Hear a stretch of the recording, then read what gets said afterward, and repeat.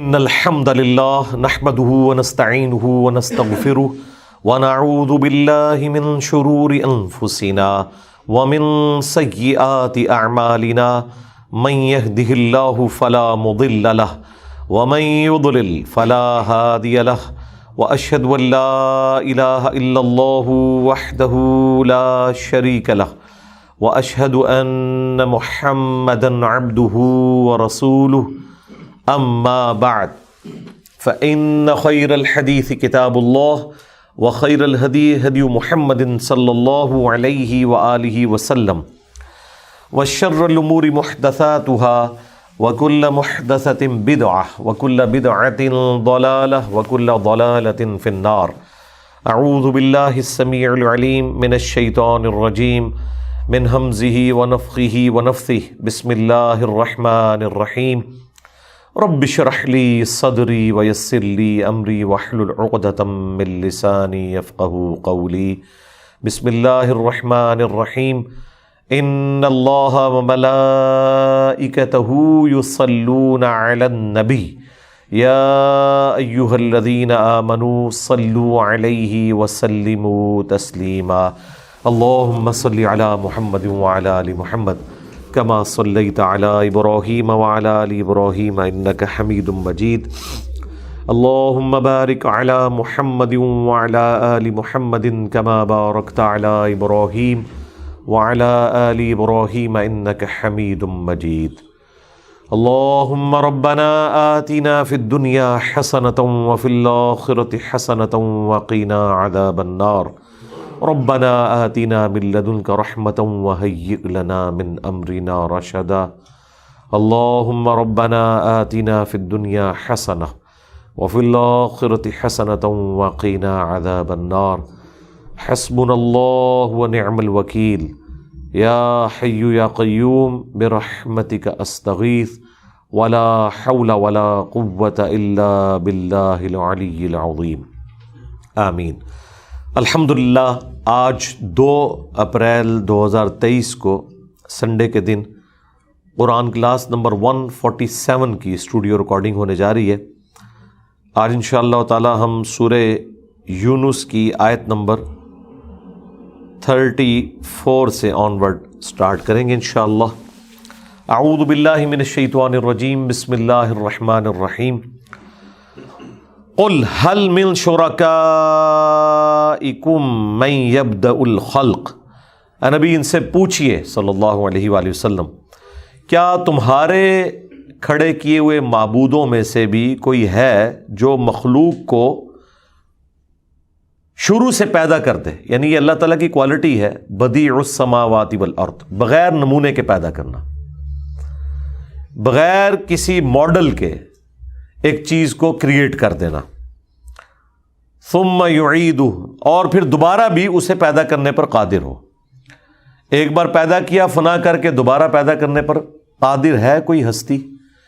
Basically اللہ تعالیٰ ان سوالات کے ذریعے مشرکین عرب کو بالخصوص اور پوری انسانیت تک یہ پیغام پہنچانا چاہ رہا ہے کہ یہ کوالٹی صرف اس ہستی کی ہیں جو اکیلا معبود کریٹر آف دا یونیورس ہے. لہٰذا جب یہ کوالٹیز کسی اور ہستی میں ہو ہی نہیں سکتی تو ان میں سے کوئی بھی ہستی اس قابل نہیں کہ اس کی عبادت کی جائے، اسے اپنی محبتوں کا، عقیدتوں کا محور بنایا جائے اللہ کے مقابلے پر.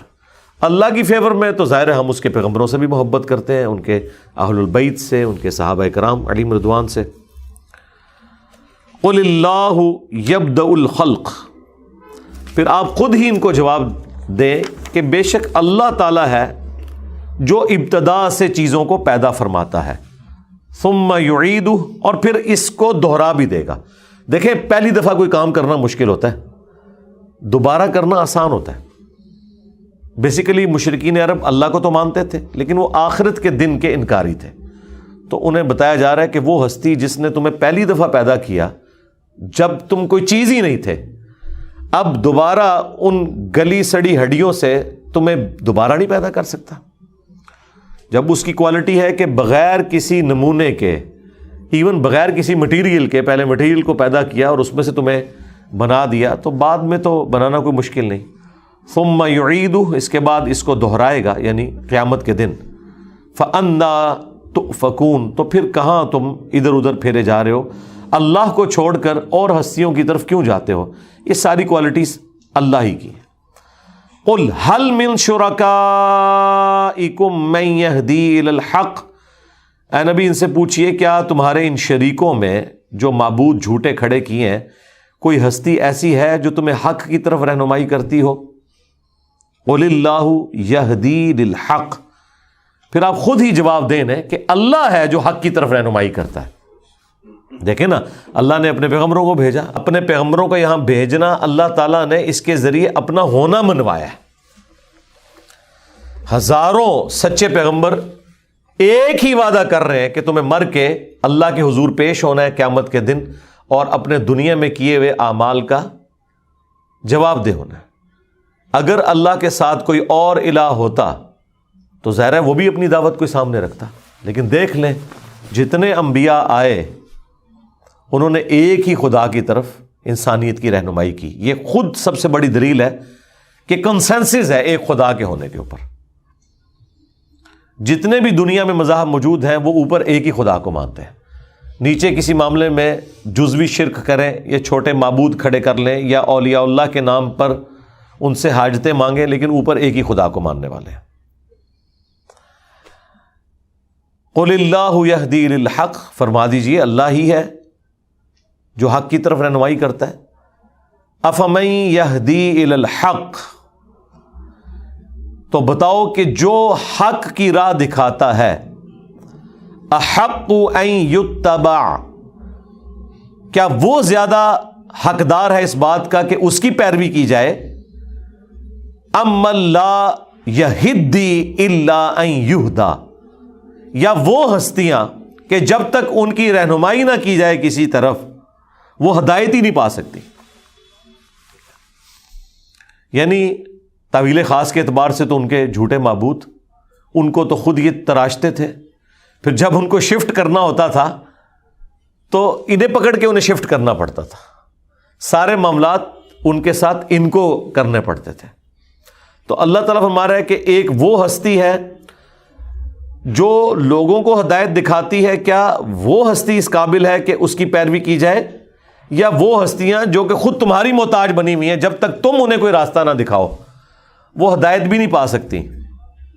آپ دیکھیں نا ہمارے پڑوسی ملک میں بڑا دکھ ہوتا ہے کہ آج کے اس ماڈرن دور میں دنیا میں امریکہ کے بعد سب سے زیادہ PhDs India produce کر رہا ہے، اور وہ پڑھے لکھے جاہل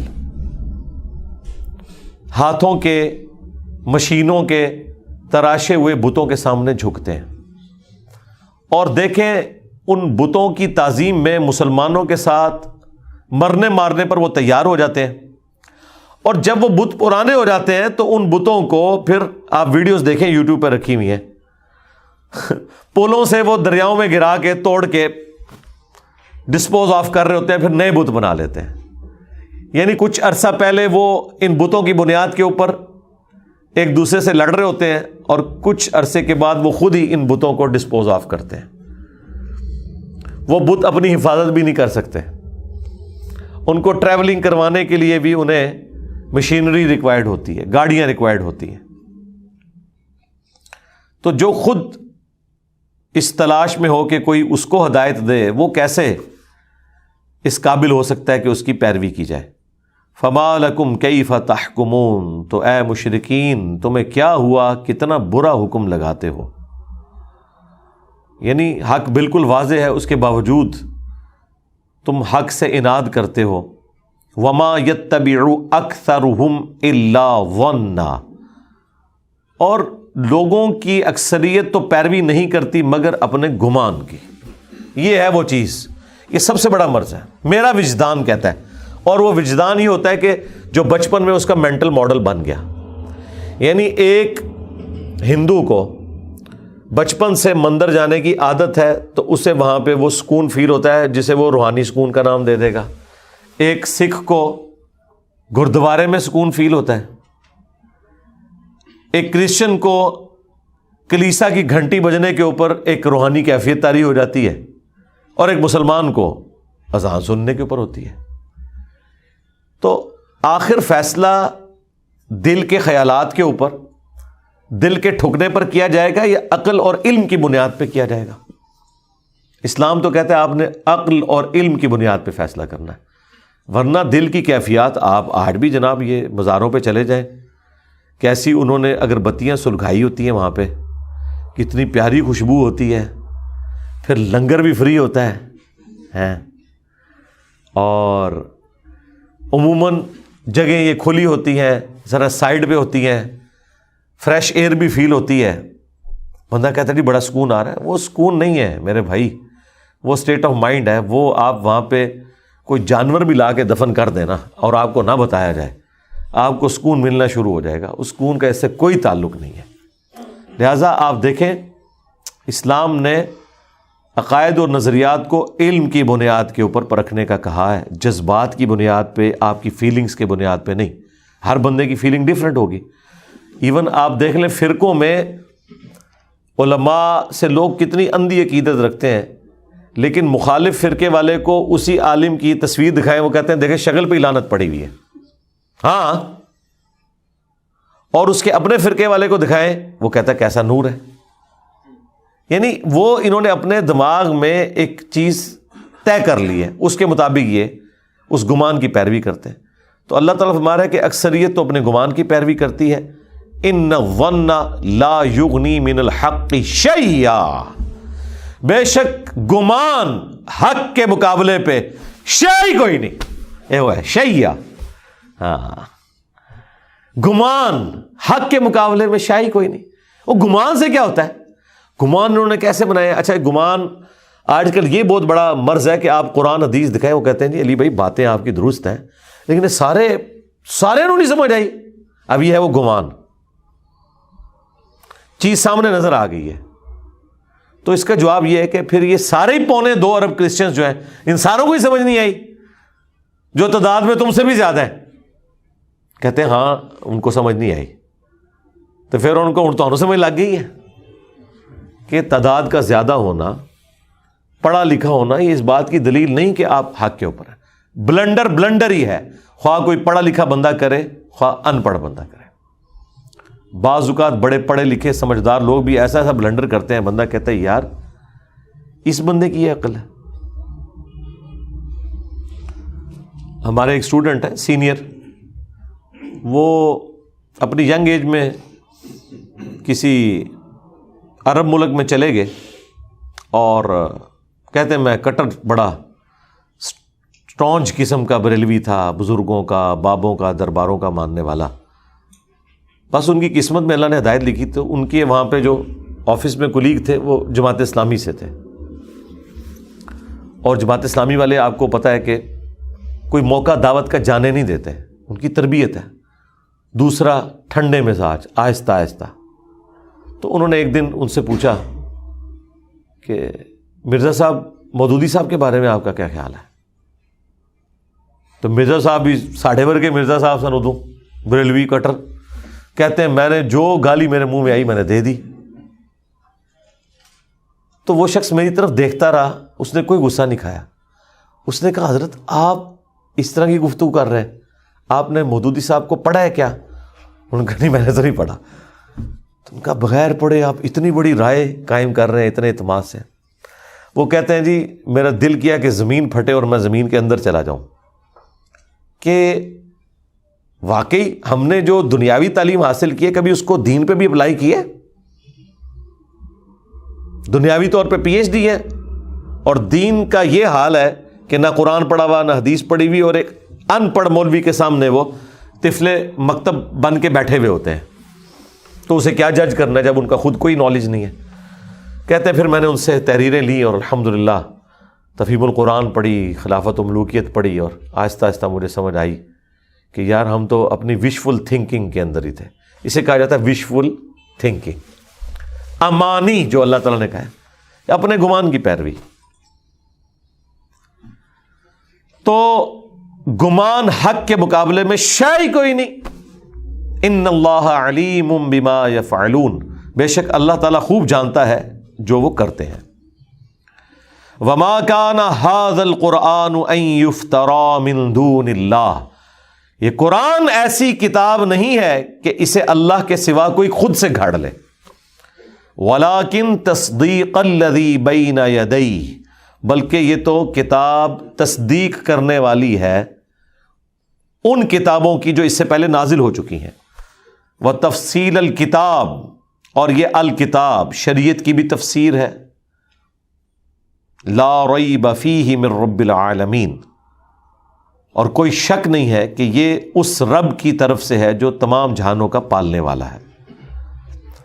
ابھی قرآن حکیم کے حوالے سے ایک بڑی کریٹیکل آیت ہے۔ قرآن کا ایک اسلوب ہے، قرآن میں ایک زور بیان ہے جو آپ کو انسانی بکس کے اندر اس انداز سے نظر نہیں آتا، اور پھر سٹائل بھی بڑا وکرا سا ہے۔ اس کا سٹائل کتابوں والا نہیں ہے۔ کتابیں جب بھی لکھی جاتی ہیں نا تو وہ ایک دباچہ بنتا ہے، پھر اس کے بعد آہستہ آہستہ سٹوری بلڈ کی جاتی ہے اور پھر کنکلوڈ ہوتا ہے۔ قرآن تو سٹارٹ ہی پیشن سے ہو رہی ہے، ذالک الکتاب لا ریب فیہ، یہ کتاب وہ تم نے کھولی ہے، اس میں کوئی شک کی جگہ ہی نہیں ہے۔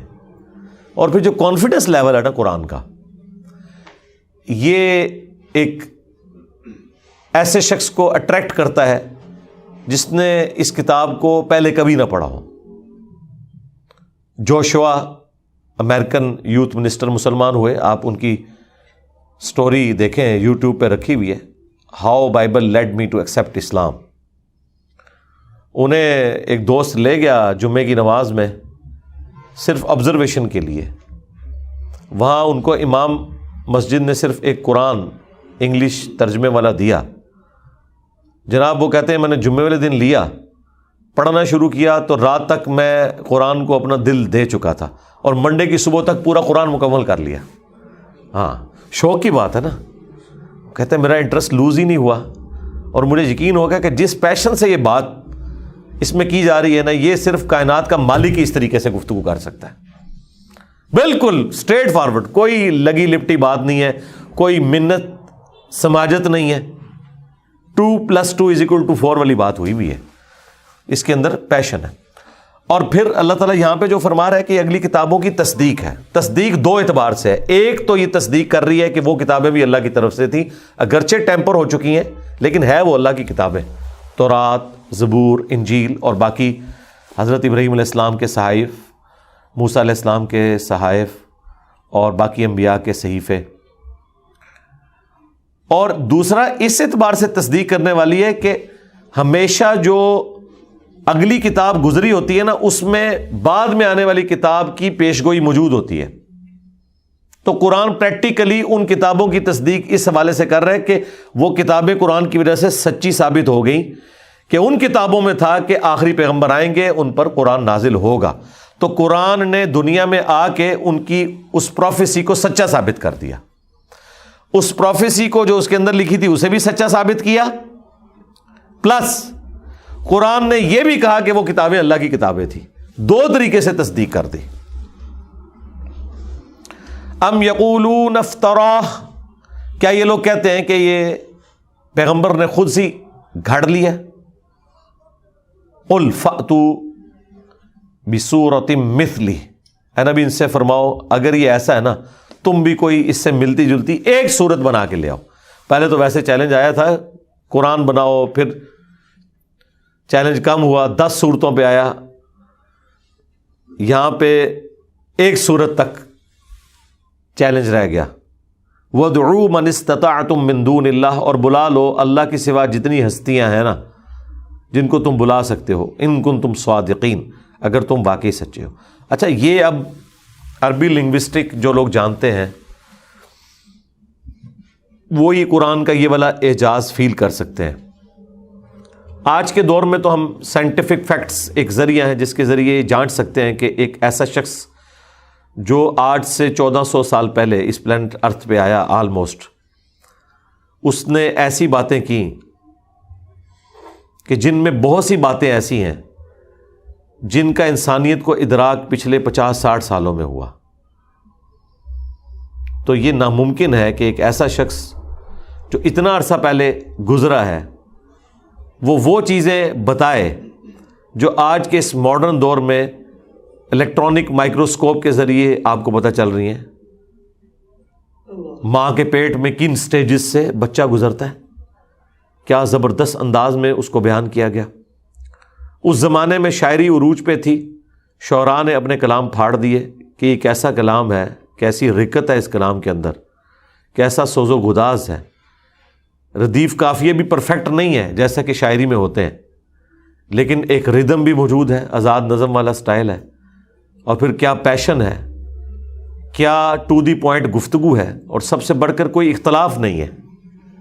اتنی موٹی کتاب میں تو اپنی سٹیٹمنٹس کے اندر ہی کنفلکٹ آ جاتا ہے.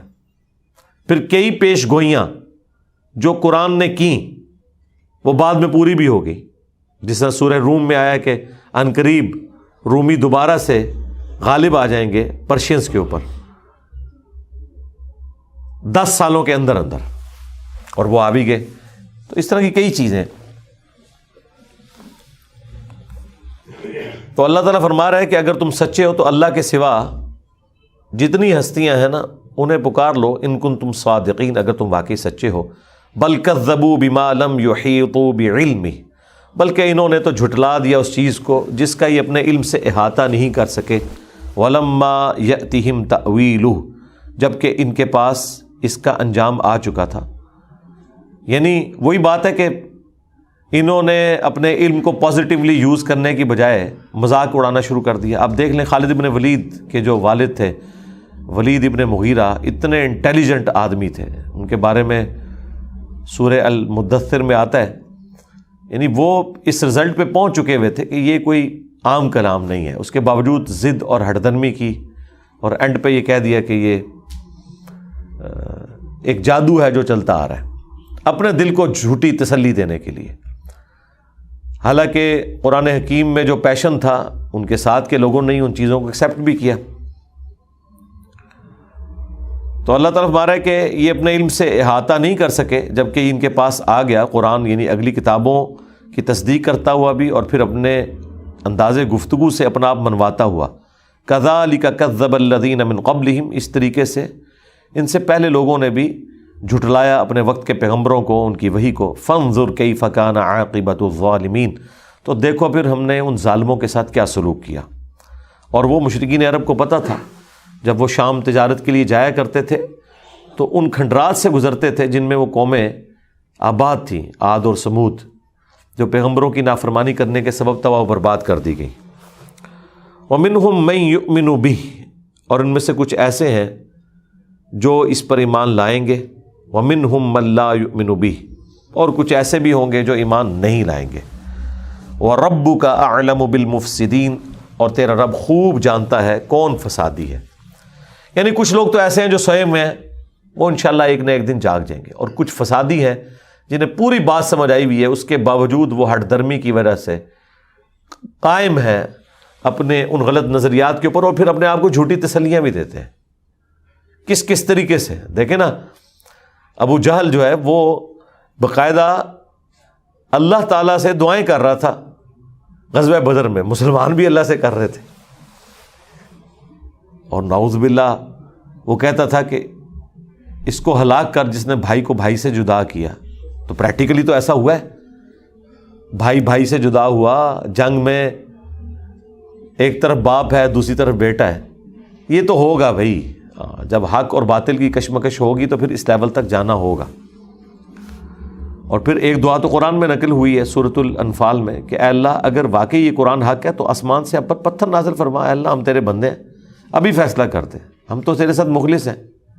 اور پھر پتھر نازل نہیں ہوتے تھے، کہتے تھے دیکھو یہ سچا ہوتا تو ابھی پتھر اوپر سے آتا. پھر اللہ نے اس کا بھی جواب دیا. دیکھو رپلائی ٹو کرنا پہنتا جائے. ہاں، اللہ نے بھی سینکڑوں جگہ پر رپلائی ٹو کیا ہے، کیونکہ اس سے جو بھولے بالے لوگ ہوتے ہیں نا وہ رائے راست سے ہٹنا شروع کر دیتے ہیں. پھر اللہ تعالیٰ نے فرمایا کہ بھائی حالانکہ اس سے پہلے قرآن حکیم میں درجنوں آیات موجود تھیں جس میں اللہ کی سنت بتائی گئی تھی کہ اللہ کا یہ اصول ہے جب کبھی پیغمبر آتا ہے تو دو پارٹیاں بن جاتی ہیں، ایک پیغمبر کے ماننے والی، ایک مخالفین۔ اللہ تعالیٰ ایمان والوں کو نجات دیتا ہے، مخالفین کو تباہ و برباد کر دیتا ہے، کبھی چنگھاڑ کی شکل میں عذاب بھیج کے، کبھی آگ کا عذاب بھیج کے، کبھی آندھیوں کا عذاب بھیج کے، کبھی سمندر میں غرق کر کے، کبھی پتھروں کی بارش کے ذریعے۔ یہ نہیں ہوا کہ اہل ایمان اور کافر اکٹھے ایک جگہ پہ رہ رہے ہوں اور وہاں پہ عذاب آ جائے، نہیں، یہ اللہ تعالیٰ نے پروٹوکول دیا اہل ایمان کو کہ تمہیں وہاں سے نکالوں گا اور پھر باقیوں کو عذاب دوں گا۔ ویسے اللہ کے لیے کوئی مشکل نہیں، مکسچر میں بھی دیا جا سکتا ہے، لیکن اللہ تعالیٰ نے ایک پروٹوکول دیا، اور وہ پھر آیت 7 نازل ہوئی سورۃ الانفال میں کہ اے نبی جب تک آپ ان میں موجود ہیں نا، اللہ انہیں عذاب نہیں دے گا جب تک اہل ایمان کو ان خبیثوں سے الگ نہیں کرتا۔ اور پھر الگ کیا، ہجرت مدینہ کروائی، جس طرح موسیٰ علیہ السلام کے ماننے والوں کو مصر سے نکالا اور فرعونیوں کو اپنے محلات سے نکال کے ڈبویا جھیل کے اندر، بس ان کی یہ جھیل غزوہ بدر کا میدان بنا۔ مسلمان تو مدینہ شریف آ گئے، یہ ان کا پیچھا کرتے ہوئے آئے، جس طرح فرعونیوں نے پیچھا کیا تھا موسیٰ علیہ السلام، ان کے 6 لاکھ کا جو لشکر تھا اس کا، اور اللہ تعالیٰ نے اس سمندری جھیل کے اندر انہیں تباہ و برباد کیا۔ تو یہاں پہ بھی عذاب استیصال کی پہلی قسط غزوہ بدر کی شکل میں ان پر آئی۔ وَرَبُّكَ أَعْلَمُ بِالْمُفْسِدِينَ، اور تیرا رب خوب جانتا ہے فساد کرنے والوں کو۔ وَإِن كَذَّبُوكَ، اور اگر یہ آپ کو جھٹلا دیں، فَقُلْ لِي عَمَلِي وَلَكُمْ أَعْمَالُكُمْ، تو اے نبی ان سے فرماؤ کہ ٹھیک ہے، میرا عمل میرے ساتھ ہے، تمہارا عمل تمہارے ساتھ ہے۔ أَنْتُمْ بَرِيئُونَ مِمَّا أَعْمَلُ، تم بری ہو اس معاملے میں جو میں کرتا ہوں۔ وَأَنَا بَرِيءٌ مِّمَّا تَعْمَلُونَ، اور میں بری ذمہ ہوں جو کچھ تم کرتے ہو، میرا کام تو صرف پہنچانا تھا۔ ٹھیک ہے، اب یہ کتنا ظلم ہے کہ آپ دعوت کے خلاف کھڑے ہو گئے ہیں، جبکہ وہ دائی یہ کہہ رہا ہے کہ یہ میری دعوت تھی، جس نے قبول کر لی وہ میرے ساتھ آ جائے، جس نے قبول نہیں کرنی اس کی اپنی مرضی ہے، آخرت میں بھگتے گا۔ پھر بھی آپ اس کو دعوت نہ لانچ کرنے دیں۔ یہ اس کے جواب میں کہ ٹھیک ہے یار، تم نے بھی تو ایک عقیدہ رکھا ہے نا، ہم تو نہیں تمہیں زبردستی ڈنڈے کے زور پر یا تلوار کے زور پہ کہتے ہیں کہ تم ہمارا مذہب اختیار کرو، تو یار پھر ہمیں بھی کام کرنے دو۔ جو ہمارا گلہ بھی ہے مولویوں کے ساتھ، یار ٹھیک ہے، ہم نے ایک دعوت لانچ کی ہے، ہم ویڈیوز میں ریفرنسز دکھا کے امت کو قائل کر رہے ہیں، تم بھی قائل کرو۔ یہ کیا بات ہوئی کہ روند مارنا شروع کر دو، پچ کھود دو؟ یہ تو زیادتی والی بات ہے۔ وَمِنْهُمْ مَنْ يَسْتَمِعُونَ إِلَيْكَ، اور ان میں سے ایسے ہیں بعض جو تمہاری طرف کان لگاتے ہیں۔ أَفَأَنْتَ تُسْمِعُ الصُّمَّ وَلَوْ كَانُوا لَا يَعْقِلُونَ، تو کیا آپ ان بہروں کو سنائیں گے جبکہ وہ کچھ سمجھتے ہی نہ ہو؟ یہاں فزیکل بہرا ہونا مراد نہیں ہے، بطورا ہونا، جنہوں اسی پنجابی سے کہنے ہیں، یعنی وہ کان سن رہے ہیں، بس وہ سن نہیں رہے ہیں، اینالائز نہیں کر رہے ان کو۔ حالانکہ کان سنے تو دماغ میں جا کے بات سٹرائک کرنی چاہیے۔ وہ صلاحیت تو انسان کو اللہ تعالیٰ نے دماغ میں دی ہے یا دل میں دی ہے، تو بس سننے کا ایسا سنتے ہیں، جس طرح باقی کوئی میوزک چل رہا ہے یا کسی جانور کی آواز آ گئی ہے تو ٹھیک ہے بس سن رہے ہیں، اس سے زیادہ کچھ نہیں، اسے سمجھنے کی، اللہ کو سیریس لینے کی کوشش نہیں کرتے۔ اچھا، یہ کیٹیگری آج بھی موجود ہے، آپ ایک ہی مجلس میں ایک بات کریں، کچھ لوگوں پہ کب کبھی طاری ہو جائے گی، کچھ جیسے ہیں ویسے ہی رہیں گے، بس وہ صرف سن رہے ہوتے ہیں۔ ایک آواز ہوتی ہے، اس کا معنی کیا ہے، اس کا فارم کیا ہے، اسے سیریس لینا ہے نہیں لینا، اس طرف کوئی توجہ نہیں۔ تو اللہ تعالیٰ فرما رہا ہے کہ ان عقل کے اندھوں کو آپ کیا سنائیں گے، یہ تو سننے کے موڈ میں ہی نہیں۔ وَمِنْهُمْ مَن يَنظُرُ إِلَيْكَ، اور ان میں سے بعض ایسے ہیں جو آپ کی طرف دیکھتے ہیں۔ أَفَأَنْتَ تَهْدِي الْعُمْيَ وَلَوْ كَانُوا لَا يُبْصِرُونَ، کیا آپ انہیں ہدایت دیں گے کہ جو اندھے ہیں اور کچھ نہیں دیکھ سکتے؟ اچھا، آنکھیں ہیں، دیکھ رہے ہیں، بس وہ دیکھ ہی رہے ہیں۔ اچھا، ایسے لوگ آپ نے دنیا میں آبزرو کیے ہوں گے، آپ پورا سمجھائیں اینڈ ہیں کہ کیا جے، ہاں، خصوصاً جب سے یہ چھتر موبائل والی بیماری آئی ہے نا، یہ موبائل ٹچ سکرین، یہ تو آپ دیکھیں، یہ تو مطلب ایک ایسی اس کی نوست پڑی ہوئی ہے کہ لوگ اس کے اندر مشغول ہوتے ہیں۔ آپ بات کر رہے ہیں، وہ سن رہے ہیں، تھوڑی دیر میں کہیں گے ہیں، تو اس کا بہتر حل یہی ہے کہ آپ ان کو فون ہی ملا لیں. یہ میں آپ کو پریکٹیکلی بتا رہا ہوں. ہمارے آفیسز میں یہ بڑی آنر کی بات ہے کہ ایک آفیسر دوسرے آفیسر کے ٹیبل پہ جا کے اس سے کوئی چیز ڈسکس کرتا ہے آفس کے میٹرز. ایک بندہ اپنی کرسی چھوڑ کے تمہارے سامنے آ کے کرسی پہ بیٹھا ہے, تم رسپیکٹیبل جگہ پہ بیٹھے ہو, تو وہ ٹائم نکال کے ہے نا, اس دوران آپ کا فون بجتا ہے, تو ٹاپ پرائرٹی تو اس بندے کی ہے جو فزیکلی آپ کے سامنے آیا ہے, نہ کہ اس فون کی. فون تو وہ بھی کر سکتا تھا, لیکن بعض ایسے بے شرم ہوتے ہیں وہ 15-20 منٹ تک فون سنتے رہتے ہیں اور ان لوگوں کو ویٹ کرواتے ہیں. تو اس کا مطلب ہے اسے بھی چاہیے تھا کہ وہ آنے کی بجائے وہاں سے فون ملا لیتا. یہی رزلٹ ہے نا. تو اس لیے جو بندہ فزیکلی آ جائے اسے رسپیکٹ دی جائے, اس کی پرائرٹی ہونی چاہیے, اسے پروٹوکول دیں. ایک بندے کے ساتھ آپ چیٹنگ لگے ہوئے ہیں اور ایک بندہ آپ کو ملنے آیا اور آپ سے بات کر رہا ہے کہ حضرت مجھے آپ سے ایک کام ہے, آپ تھوڑی دیر ہیں, یہ تو بیسک اخلاقیات کے خلاف ہے. تو یہاں پہ بھی نبی علیہ السلام کے مبارک زمانے میں بھی, اے نبی آپ کیا ایسے لوگوں کو ہدایت دے سکتے ہیں جو اندھے بنے ہوئے ہیں اور کچھ دیکھ نہیں سکتے, آنکھیں ہیں لیکن وہ دیکھنے کا سا دیکھنا نہیں دیکھتے. ان اللہ لا یظلم الناس شیئا, بے شک اللہ تعالیٰ لوگوں پر ذرے کے برابر بھی ظلم نہیں کرتا. ولکن الناس انفسہم یظلمون, بلکہ لوگ ہی ہیں جو خود اپنے اوپر ظلم کر لیتے ہیں. اللہ تعالیٰ تو نہیں چاہتا کہ اس کے بندے جہنم میں جائیں, لیکن اللہ نے تمام صلاحیتیں دیں, وہ یوز ہی نہیں کرتے اور جہنم کے حقدار ٹھہرے ہوئے. وَيَوْمَ يَحْشُرُهُمْ, اور قیامت کے دن جب اللہ تعالیٰ انہیں جمع کرے گا, كَأَن لَّمْ يَلْبَثُوا إِلَّا سَاعَةً مِّنَ النَّهَارِ, تو وہ یہ تو اتنا ہی گمان کریں گے کہ وہ دنیا میں دن کے کچھ حصہ ہی انہوں نے دنیا میں گزارا. يَتَعَارَفُونَ بَيْنَهُمْ, ایک دوسرے کو یوں دیکھ رہے ہوں گے اور پہچاننے کی کوشش کریں گے.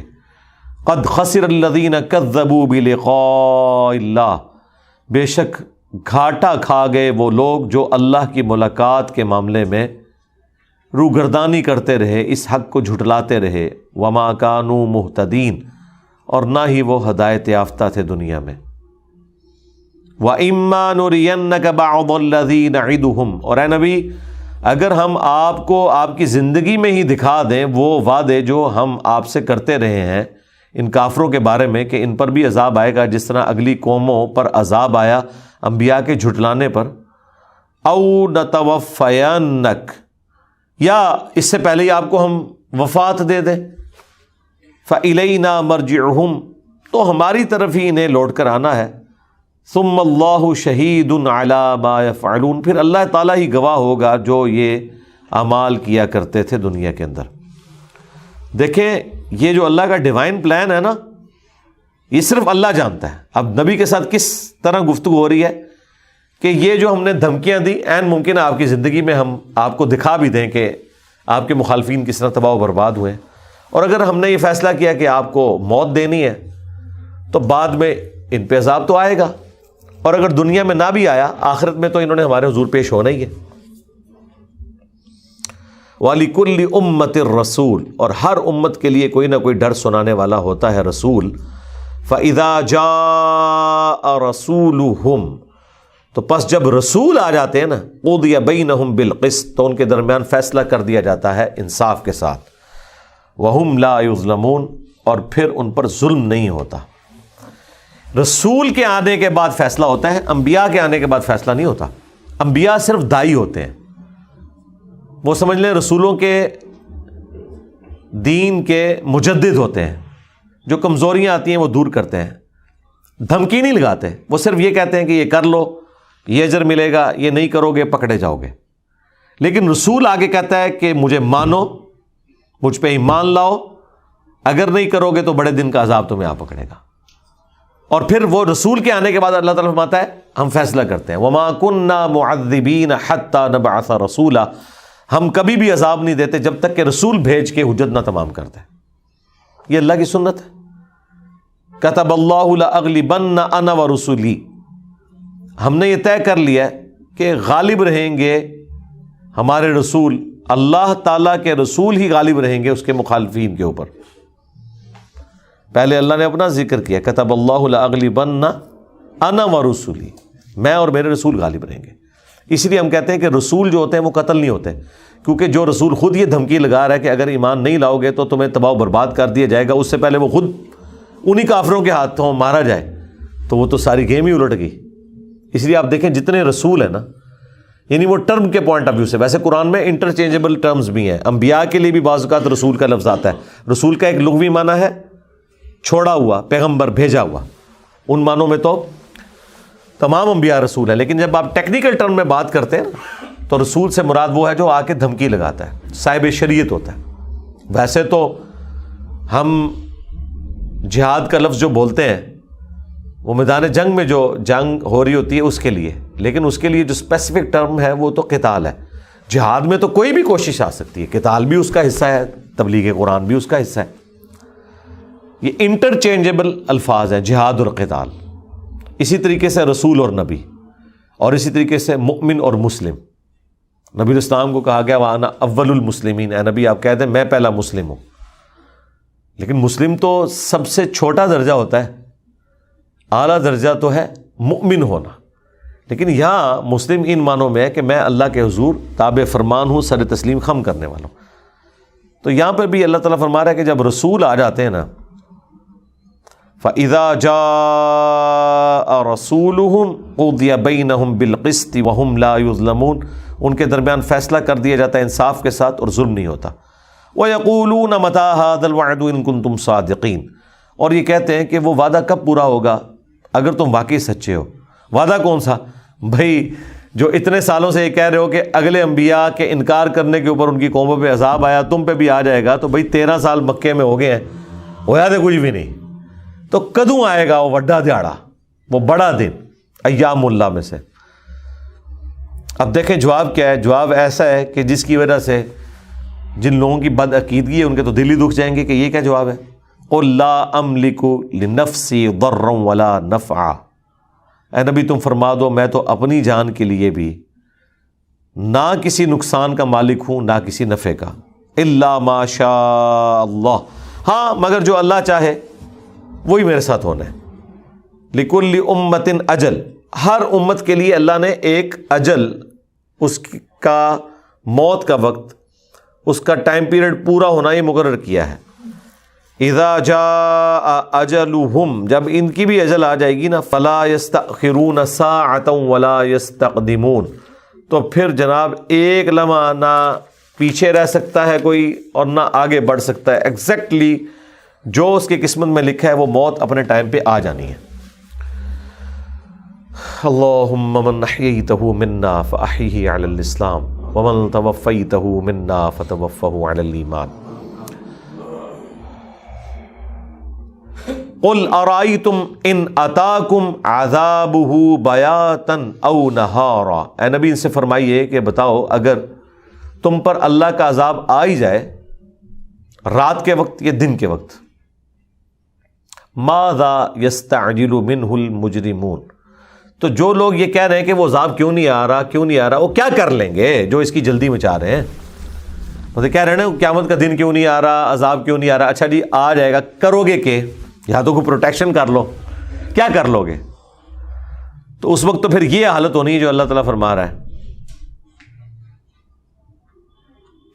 اثم اذا ما وقع، تو جب یہ عذاب نازل ہو جائے گا، آمنتم بہ، تب ایمان لاؤ گے، الآن، تو اس پہ فرشتے پھر تمہیں کہیں گے کہ اب ایمان لایا، وقد کنتم بہ تستعجلون، جبکہ اس سے پہلے تو بڑا عذاب کی دھمکیاں لگاتا تھا کہ لے آ دیکھی جائے گی، اور اب تو ایمان کی دہائیاں دے رہا ہے لیکن اس وقت ایمان قبول نہیں ہوگا۔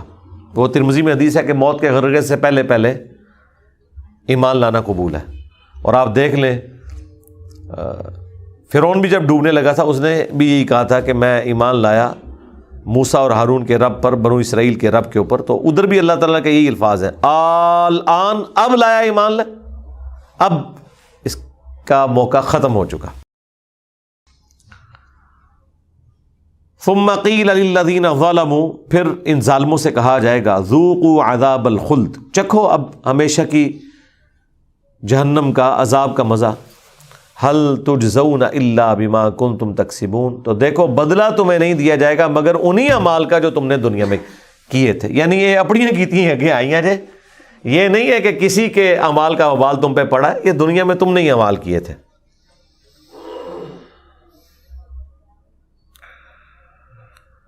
وَيَسْتَنْبِئُونَكَ أَحَقٌّ هُوَ، اے نبی یہ آپ سے پوچھتے ہیں کیا یہ حق ہے جو آپ کہہ رہے ہیں کہ قیامت والے دن انسان کو اٹھایا جائے گا؟ قُلْ اِی وَرَبِّي إِنَّهُ لَحَقٌ. دیکھیں کتنی 3-4 تاکیدوں کے ساتھ آئے. اے نبی ان سے فرما دیں کہ باخدا رب کی قسم بے شک ضرور یہ سچ ہے کہ ایسا ہونا ہے. وما انتم بمعجزین، اور تم اللہ تعالیٰ کو عاجز نہیں کر سکتے، اس کے سامنے لاچار ہو. اس نے تمہاری مرضی کے بغیر تمہیں پیدا کیا تو مرنے کے بعد بھی تمہیں اٹھا لے گا. تم کیا کر سکتے ہو؟ کوئی اٹھنے سے انکار کر سکتا ہے؟ اور حالت کیا ہوگی؟ وَلَوْ أَنَّ لِكُلِّ نَفْسٍ ظَلَمَتْ، اور اگر ہر وہ شخص جو دنیا میں ظلم کی کیٹیگری میں فال کرتا تھا، گناہگار تھا، فاسق تھا، ظالم تھا، نفس ظلمت ما فی الارض لافتدت بہ، اگر زمین کی ساری دولت بھی اسے دینی پڑ جائے فدیے کے طور پر تو وہ دے دے گا آخرت کے عذاب سے بچنے کے لیے. وَأَسَرُّ النَّدَامَةَ، اور اس دن ندامت بھی اس کے اوپر چھائی ہوئی ہوگی. لما رأوا العذاب، جب کہ وہ عذاب کو دیکھے گا. وقضی بینہم بالقسط، اور پھر ان کے درمیان فیصلہ کروایا جائے گا انصاف کے ساتھ.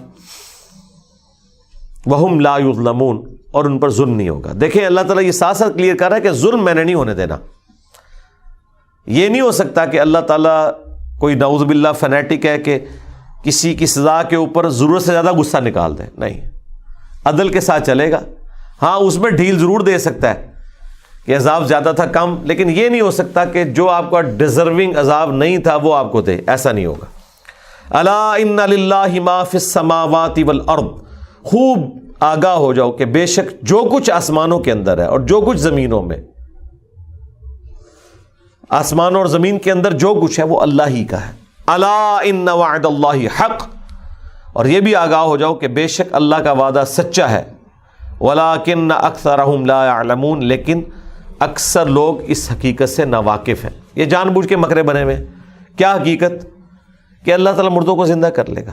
ہوا یحیی و یمیت، وہی زندہ کرتا ہے، وہی موت دیتا ہے. وإلیہ ترجعون، اور تمہیں بھی مر کے اسی کی طرف لوٹنا ہے. اب میرے بھائیو اگلی 2 آیات بڑی کریٹیکل ہیں. قرآن حکیم کی تعریف کے اعتبار سے چند جو بہترین جگہ ہیں قرآن میں، ان میں سے یہ 2 آیات ہیں. یا ایھا الناس، اے پوری انسانیت، قد جاءتکم موعظۃ من ربکم، بے شک تمہارے پاس تمہارے رب کی جانب سے ایک واضح و نصیحت والی کتاب آ گئی. وشفاء لما فی الصدور، اور یہ وہ کتاب ہے کہ جس کے اندر سینوں کے چھپے ہوئے جو امراض ہیں ان کا علاج ہے. شرک، بغض، کینہ، وہ ساری چیزیں جو اندر کی بیماریاں ان کا علاج ہے. یہ بیماریوں سے مراد وہ والی بیماری نہیں ہے کہ آپ اس کا تعویذ گھول کے پینا شروع کرتے ہیں. وہ ایک سائیڈ بینیفٹ ہے کہ اگر کوئی آیات پڑھ کے دم کر دے، وہ الگ چیز ہے. لیکن یہاں اس سے مراد ہے روحانی شفا، یعنی اس سے استفادہ کرنا. موعظۃ من ربکم وشفاء لما فی الصدور وہدی ورحمۃ للمؤمنین، اور یہ کتاب ہدایت ہے اور رحمت ہے ان لوگوں کے لیے جو بات ماننا چاہیں، ایمان لانا چاہیں، یا ایمان والے ہیں جو واقعی سیریس ہیں اللہ کے لیے. اب وہ شعراء فاق آیت آ رہی ہے جو میلاد کے جلسے جلوسوں میں پڑھی جاتی ہے، میلاد کو ثابت کرنے کے لیے جو مروجہ ہے. ایک تو وہ میلاد ہے جو صحیح مسلم میں آیا کہ نبی علیہ السلام پیر کا روزہ رکھتے تھے. پوچھا گیا آپ پیر کا روزہ کیوں رکھتے ہیں؟ تو آپ نے فرمایا فیہ ولدت و فیہ انزل علیہ، اس دن میں پیدا ہوا اور اس دن مجھ پہ پہلی دفعہ وہی نازل ہوئی، اس کی خوشی میں میں پیر کا روزہ رکھتا ہوں۔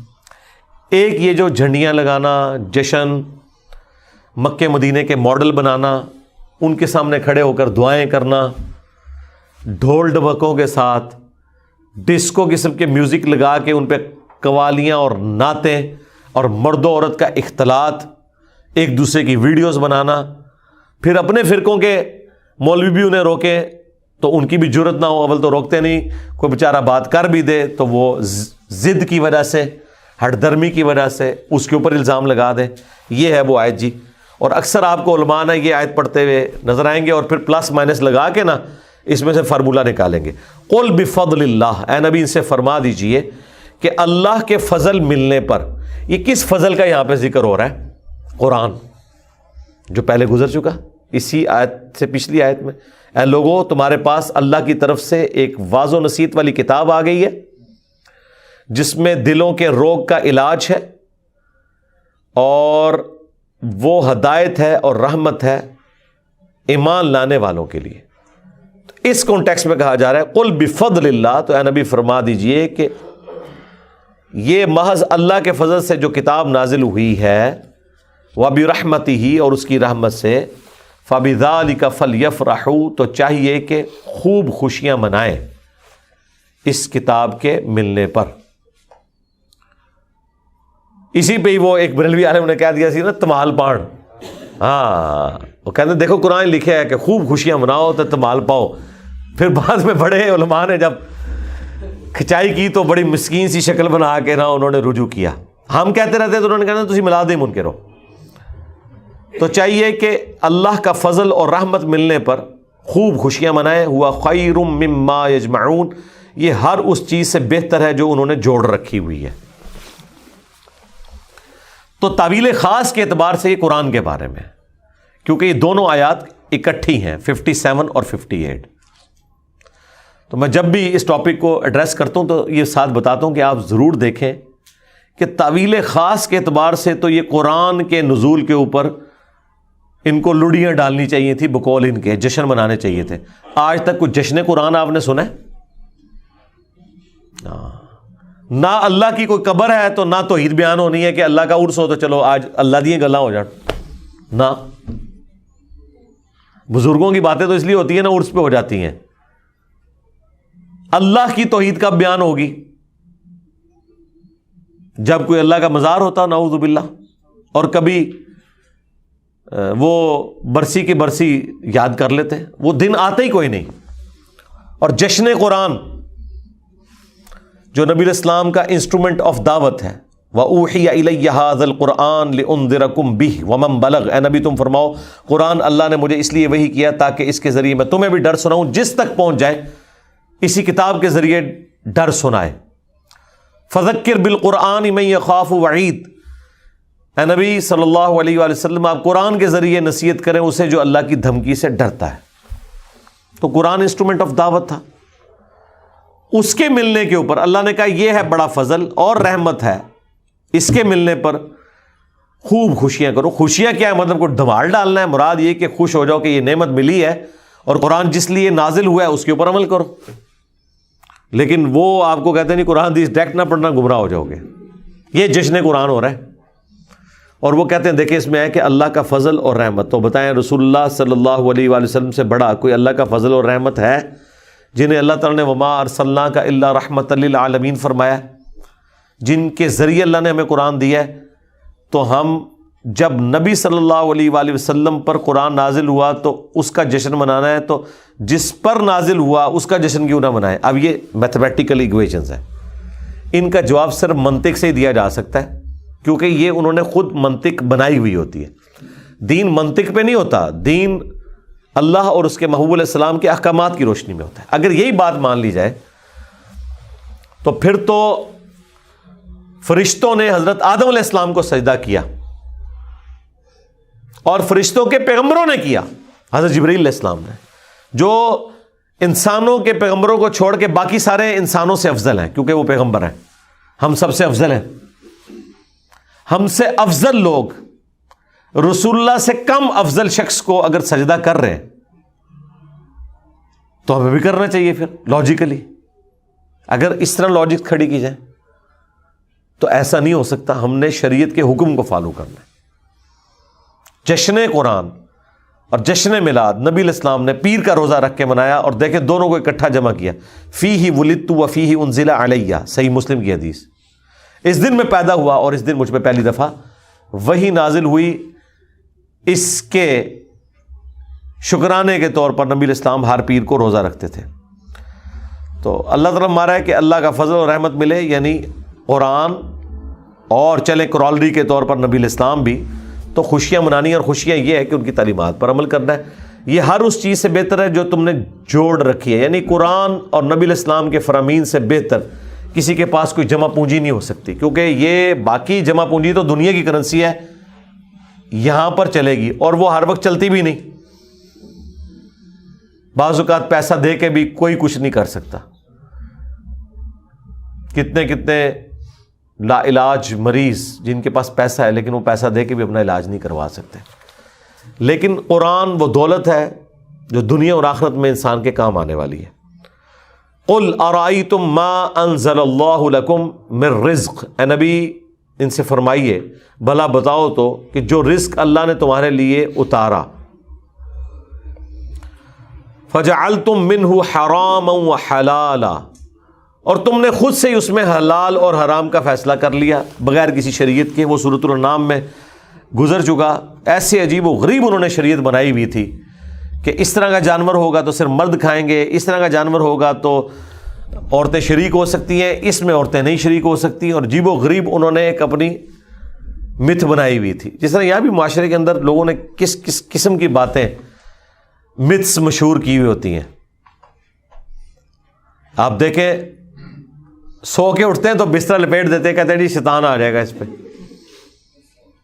اسی طریقے سے نماز پڑھنے کے بعد جائے نماز کا ایک کونا موڑ دیتے ہیں, کہتے ہیں جی شیطان نماز پڑھتا ہے. کبھی ان کو کسی نے اس طرف توجہ نہیں دلائی کہ یار یہ تم کتنا بڑا کلیم کر رہے ہو کہ شیطان وہ مردود شخصیت ہے کہ تمام پیغمبر مل کے اسے اللہ کا مطیع نہیں بنا سکے ہیں, اور تیرا مسلح اتنا خطرناک ہے بلکہ خطرے ناک ہے. بس جھوٹ مشہور کیے ہوئے اور اس پہ چل رہا ہے. ایسی ایسی باتیں پبلک کے اندر مشہور کر دی ہیں اور وہ دین کے نام کے اوپر کی ہوئی ہیں. جمعرات والے دن روحیں آتی ہیں, اگر آپ نے لنگر نہ دیا تو وہ دکھی ہو کے جائیں گی. وہ زندہ روحاں کی گل کر رہے ہوندے نے مولوی جنہوں کھواندے نے, جنہوں نے جمعراتیں لگائی ہوئی, انہوں نے ایک اپنے ذریعے بنائے ہوئے ہیں. پورا سلیبس ہے, جمعراتیں الگ سے ہیں, پورا ہفتہ کور کیا, مہینے بعد 11ویں رکھ لی ہوئی ہے. ہاں دیکھیں نا, لہذا مہینے میں بھی جیسا تبلیغی جماعت نے کہا نا مہینے میں 3 دن لگائے, سال میں 40 دن لگائے, انہوں نے اپنے دن پورے رکھے ہوئے کسی نہ کسی ایکٹیویٹی کے بہانے. اور پاکستان میں تو اتنے تہوار آتے ہیں دین کے نام کے اوپر کہ انسان پریشان ہو جاتا ہے کہ یار یہ, اور ابھی بھی ان کی تسلی نہیں ہو رہی ہے. آئے دن آتا ہے کہ جی یوم ابو بکر پہ چھٹی دیں, یوم علی پہ چھٹی دیں, چھٹیاں مانگ رہے ہیں. یہ اللہ نے تو جمعے کے دن بھی آپ کو چھٹی نہیں دی. سورہ الجمعہ میں آیا کہ جب جمعے کی نماز پڑھ چکو پھر پھیل جاؤ زمین میں, اللہ کا فضل تلاش کرو. اور یہاں پہ جب جمعے کی چھٹی 1997 میں ختم ہوئی نا, تو علماء نے ہنگامہ کھڑا کر دیا کہ یہ جمعے کی جو چھٹی ختم کیا یہ یہود و نصارہ کی سازش ہے. یہ یہود و نصارہ کی وہ سازش ہے جو قرآن میں لکھی ہوئی ہے. یہی ہے نا, قرآن میں تو لکھا ہے کہ آپ پھیل جاؤ. اور یقین کریں جب سے یہ اتوار کی چھٹی ہوئی ہے نا, دنیا میں سکون آ گیا. ورنہ یہ جمعہ برباد ہوتا تھا. شادیوں پہ آپ جمعے دن جاتے تھے اور عین جمعے کی نماز کے وقت کھانا کھل رہا ہوتا تھا. ہاں, اور وہ پوری چھٹی ضائع جاتی تھی. اب جمعے کے وقت دفتر میں لوگ ہوتے ہیں, جنہوں نے جمعہ نہیں بھی پڑھنا نا, شرم و شرمی اٹھ کے پڑھ لیتے ہیں. جمعے کے پڑھنے والوں کی تعداد بڑھ گئی ہے اتوار کی چھٹی کی وجہ سے. ہاں یہ ذہن میں رکھیے گا, ورنہ جو لوگ سوتے ہیں وہ سوتے ہی تھے. اور شب جمعہ کو انہوں نے بے حیائی کا ایک سمجھ لے طوفان بدتمیزی برپا کیا ہوا تھا. یہ اپنے بڑے بوڑھوں سے پوچھیں, وہ جمعرات کو دکان سے واپسی پہ جاتے ہوئے VCR لے کے جایا کرتے تھے کرائے کے اوپر, اور اس کو بھی کپڑے میں باندھ کے کوئی دیکھ نہ لے, اور فلمیں بھی کرائے پہ. اور وہ شب جمعہ جو ہے نا وہ اللہ کی یاد میں نہیں گزرتی تھی, فلموں میں, اور اگر کوئی بچ گئی ہے تو وہ صبح دیکھنی ہے, اور اگر نیند پوری نہیں ہوئی تو سوئے ہوئے ہیں, اور جمعہ بھی نکل گیا. لیکن اتوار کی چھٹی کی برکت سے اب یہ ہوا ہے کہ جمعے والے دن سب لوگ ایکٹیو ہوتے ہیں اپنی اپنی جگہوں پہ. جمعے کے لیے جب اٹھتے ہیں تو سارے اٹھتے ہیں, کوئی منہ نہیں چھپا سکتا. دفتروں میں تو آپ رک ہی نہیں سکتے, سامنے نظر آ جاتا ہے. لوگ کہتے ہیں یار جمعہ بھی نہیں پڑھتا. ہاں, حالانکہ جمعے کی نماز سے زیادہ اہمیت ہے فجر کی نماز کی. وہ نماز پنجگانہ ہے. جمعے کی جو امپورٹنس ہے نا وہ خطبے کی وجہ سے, تاکہ مسلمان پولیٹیکلی ایک پیج پہ رہیں. یہ پولیٹیکل ایک گیدرنگ ہے ویکلی, سال کے بعد عیدین کے خطبے ہیں. اس لیے تو آیا نا سنن ابن ماجہ میں کہ اگر عید جمعے والے دن آ جائے تو دونوں میں سے ایک پڑھ لو. لیکن اس سے وہ 5 نمازیں ختم نہیں ہوں گی. اگر آپ نے عید پڑھ لی ہے تو آپ جمعہ پڑھنے کی آپ کو ضرورت نہیں, اس کی جگہ آپ زور پڑھ لیں گے. بیسیکلی وہ خطبہ, 2 خطبے تو پھر پارے ہو جاتے ہیں نا. صبح بھی تقریر سنی, پھر دن کے وقت بھی سنی. اسی وجہ سے یہ مشہور ہے کہ حکمرانوں پہ جمعے کی عید بھاری ہوتی ہے, کیونکہ اگلے زمانوں میں حکمران جمعہ پڑھایا کرتے تھے, لیڈرشپ پہ ہوتے تھے نا, وہ ونریبل ہوتے تھے, وہ پبلک میں نکلنا پڑتا تھا, انہیں گالیاں کھانی پڑتی تھی, کوئی قاتلانہ حملہ بھی ہو سکتا تھا. کئی حکمرانوں پہ ہوا ہے. اس لیے میں نے بتایا تھا مسلم شریف میں حدیث ہے, حضرت معاویہ نے تو مسجد کے ساتھ اپنا کمرہ ہی ایک مقصورہ علیحدہ بنا لیا تھا. وہ نماز اس کمرے میں پڑھتے تھے, مسجد میں ایکسپوز ہی نہیں ہوتے تھے. یہ جو آپ نے سنا نا جمعے کی عید پاری ہوتی ہے, وہ اس وجہ سے کہ جمعے والے دن 2 دفعہ سیکورٹی گارڈز کے ساتھ انہیں نکل کے مسجد میں آنا پڑتا تھا. تو پاری تو ہے, آپ تو بھلے ایک کر لیں, لیکن حکمران نے تو دونوں خطبے دینے ہیں نا آ کے. وہ تو عام بندے کے لیے نا کہ اگر عید کا سن لیا تو جمعے کی جگہ وہ زور پڑھ لے گا, لیکن حکمران نے تو دونوں دفعہ ایکسپوز ہونا ہے پبلک میں. تو مرڈر اٹیمپٹس ہو جاتی تھی, گالی گلوچ بھی سننا پڑتی تھی. تو اس لیے حکمرانوں کے لیے جمعے کے دن عید بھاری ہوتی تھی. وہ کوئی نوست والا معاملہ نہیں تھا. بھاری یہ تھی کہ ایکٹیویٹیز کے پوائنٹ آف ویو سے بھاری. ویسے تو عام بندوں کے لیے بھی بھاری ہو جاتی ہے آج کل, اگر انہیں یہ مسئلہ نہ پتا ہو. اگر یہ مسئلہ پتا ہو تو کوئی بھاری نہیں ہے. بھئی عید پڑھ لی ہے, ٹھیک ہے, جمعہ پڑھنے کی اب ضرورت نہیں ہے, زور کی نماز پڑھے. تو یہ اللہ تعالیٰ نے دین میں آسانی دی ہوئی ہے. تو اپنی مرضی سے حلال اور حرام کے فیصلے کرتے ہو.